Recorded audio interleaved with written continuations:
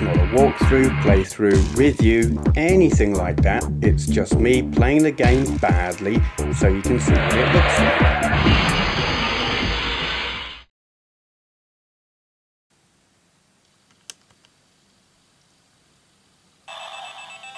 Okay then, this is Faceball 2000 on a Game Boy, being played on a Game Boy Pocket using the EverDrive GB flash cartridge thingy, SD card based. I don't know. Very hard. No. Very, yeah, okay. We'll do very easy because it's me. I've never, well, no, I have played this game before. What have I played it on? I don't remember. I've never played it on a Game Boy, that's for sure. I don't remember what you meant to do. Are you meant to go to the flashing thing? Apparently so. I guess the goal is escape the maze, don't die. There are faces that will get in your way and do stuff, I guess. As I said, I've played it before. It was probably quite a while ago. I don't remember what I was playing on. Might have been a SNES. I don't remember what these guys do, apart from stand around and get in your way. I do remember seeing ads for this, or reviews or something, in the magazines back in the day, and being astounded. There's like 3D representation of a virtual world of sorts on a Game Boy. I was aware of games like Doom and stuff like that. Was that around when this was around? Not sure. But I think I just spat on my screen. That's not what you want, is it? I just wanted a 3D virtual world of any kind whatsoever. It was like, give me some of that. This world is not to my liking. Give me a virtual one, I'll be happy. What the hell? There is... Where am I meant to go? I don't understand. Okay.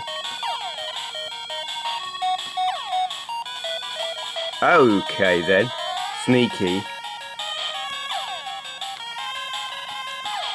Do love something about Game Boy sound, or rather music on the Game Boy. I really like. There's a certain, I don't know if the word is twee. There's something about it. It's cute. I think I've got this a little loud. Which one's the volume? That's the volume. That's probably a bit better. Yeah, the sound chips and the beeper on the Game Boy is just, it's so cute. I kind of imagine it's what the Sinclair Spectrum wished it could have sounded like, but just wasn't able. I mean, it's a 3D game, it's in a 3D maze, you've got things to kill who are just standing around because we're playing it on stupidly easy mode. So there's not a whole lot of challenge going on here. I probably should have put it on something a bit harder. But I've forgotten what I was going to say. What was the point I was making? I don't remember. I like it just because it's 3D on a Game Boy.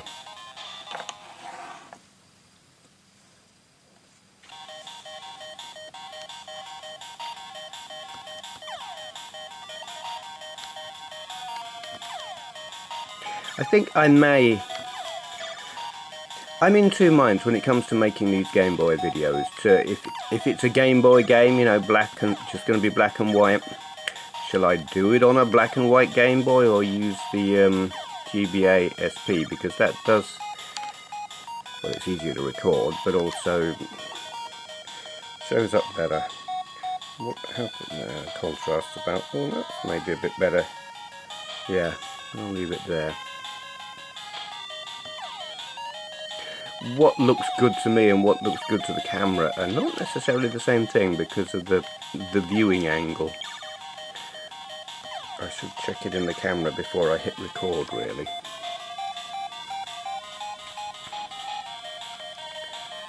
Alright, where are we going? I don't know. And the music's getting all excited, or it was.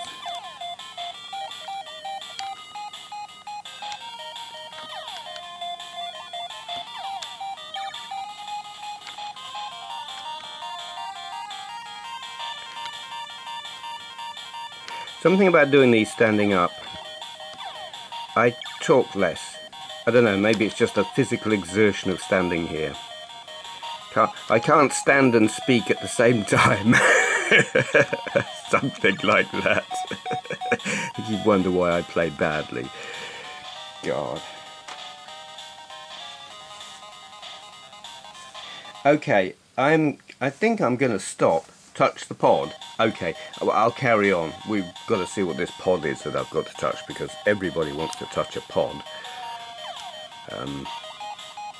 Is it that thing? Alright.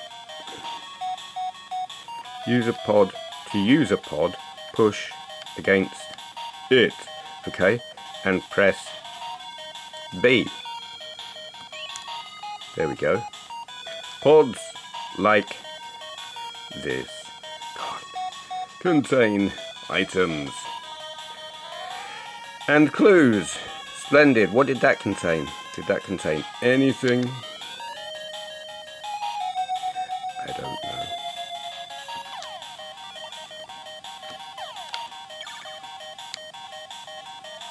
I should definitely have played this on a harder setting. We're not going to stop now and restart and play it on a harder setting, but for future reference, if you want any kind of challenge at all, don't play it on super easy, even if you're a wuss like me. To safely read clues, press start to pause the game. Yay. Okay.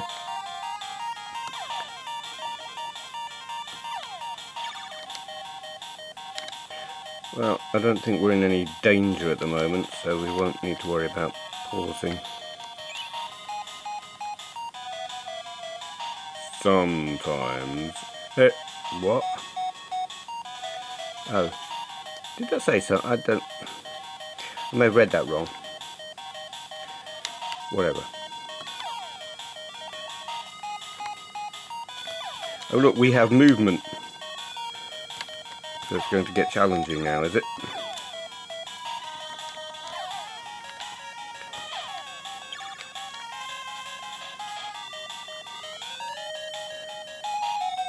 Where are we going? We're going over there.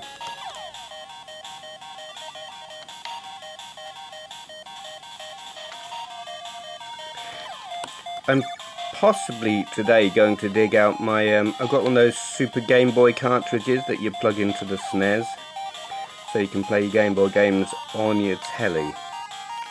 I have one.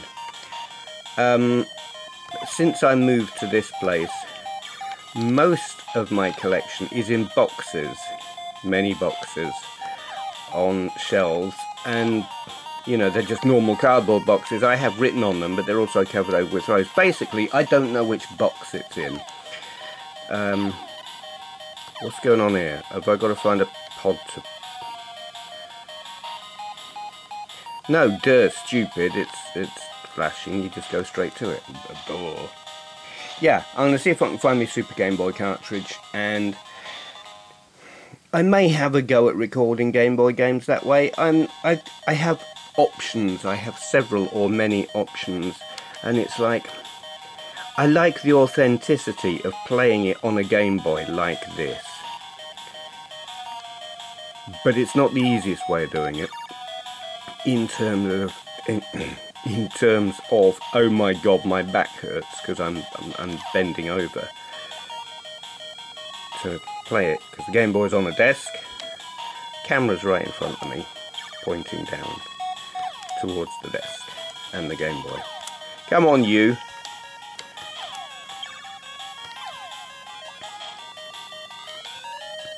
So we'll see. It's nice to have options.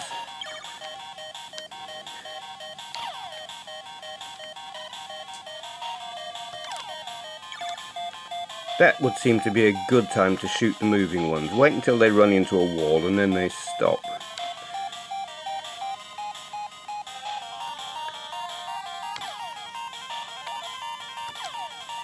This is quite a big maze. Yep. Can't even see the walls at the end of alcoves and bits.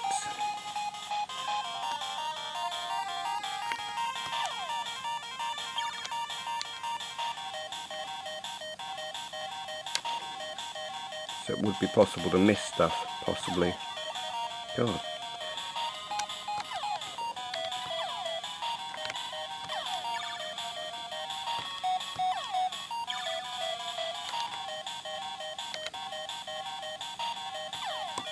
And there's more.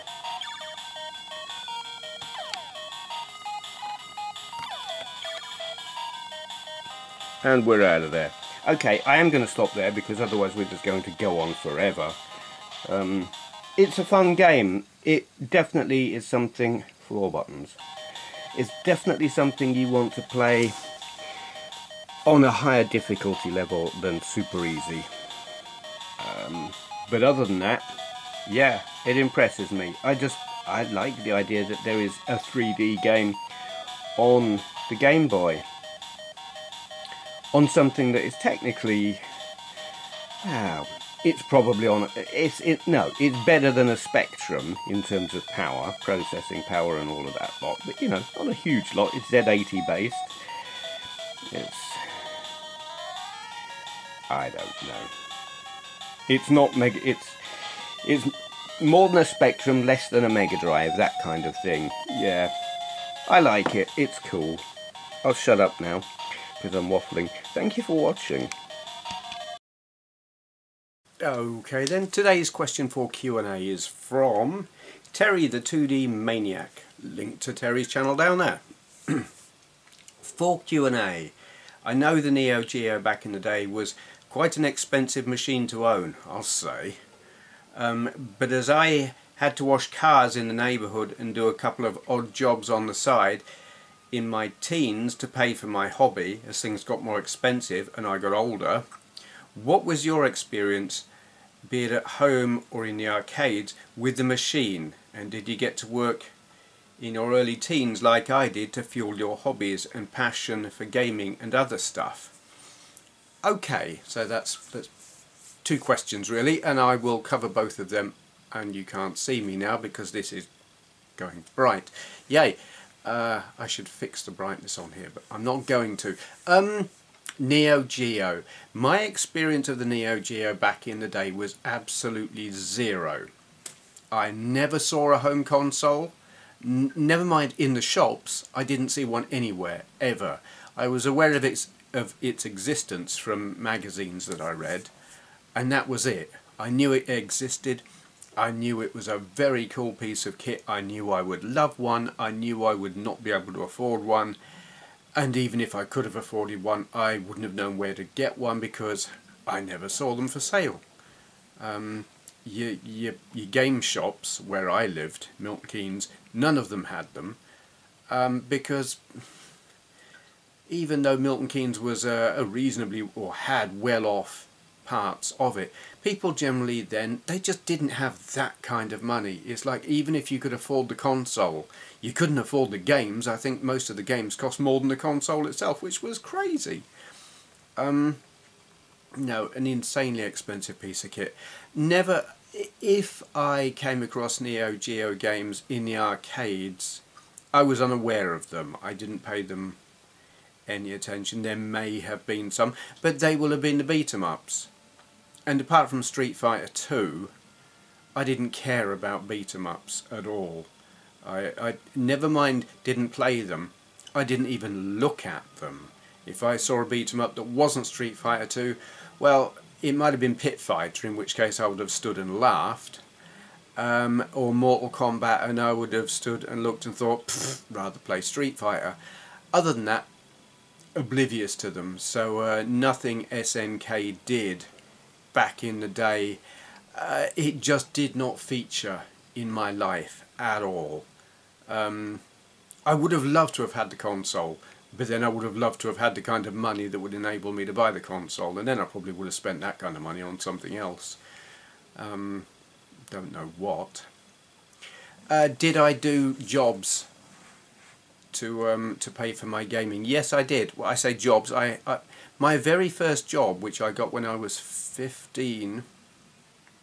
I don't think I was 14. I think I was 15. I worked in a pub. Kind of gone full circle, except now where I'm cleaning, yay. I was bottling up, collecting glasses, bit of work in the kitchen. Once or twice was asked to like take food out into the bar and find the person who'd ordered it. I hated doing that. Was once asked to like serve or take money and orders and stuff at the barbecue, and I was like, no. Tried it, stood there, it just felt so completely freaked out, was like, no, can't do this. Yeah, mostly I was just bottling up and a bit of cleaning. And I mean, it didn't pay well, but it paid for my gaming hobby. And at that time, I didn't even have my Icon Electron at that time. I had an Atari 2600, and games were like, to begin with, 30 quid a time. So even with my job, I had to save up for weeks to buy an Atari game. The prices came down. I remember them coming down to 20 quid and being quite pleased about that, and they came down to like 15 quid, and I was quite pleased about that. And I think the lowest I saw them get to was about £7, which was like, yeah, this is cool, and then you couldn't get them anymore. So it wasn't that the gaming crash had really happened, it was just, I suppose you could get them, but there weren't many places selling them, and the places that were selling them just had tat. Yeah, because I mean it kept going right through into the 90s really, but it was one of those things, maybe you bought it for your kids if you had kids. And the games were like compilation cartridges. There was a 32-in-1 cartridge, and it had a lot of authentic proper games on it. It wasn't just nonsense, but I think that cartridge is a weird one. It's like you turn it on and it's random which game you get, if I'm not mistaken, which I might be. But anyway, yeah, my first job paid for my Atari cartridges, and I think I wound up with, how many did I have? I may have had 20 or 30 games on it in the end, quite a few. Maybe not that many. But it was cool, and that's, it was... I wouldn't know what it taught me really. Did I learn the value of money doing that job and buying Atari games? I wouldn't go as far as that, but you know, it was a good introduction to working to pay for your hobby. Yeah. That's about all I've got to say about that really. Neo Geo, no experience of it back in the day at all. Knew it existed, never saw one. Did I work for my hobby? Yes, I did.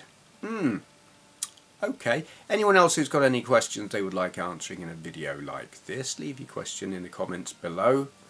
Begin your question with 4Q&A so I know not to answer it in the comments. And thank you for watching. Patreon? That's not even a word, you made it up.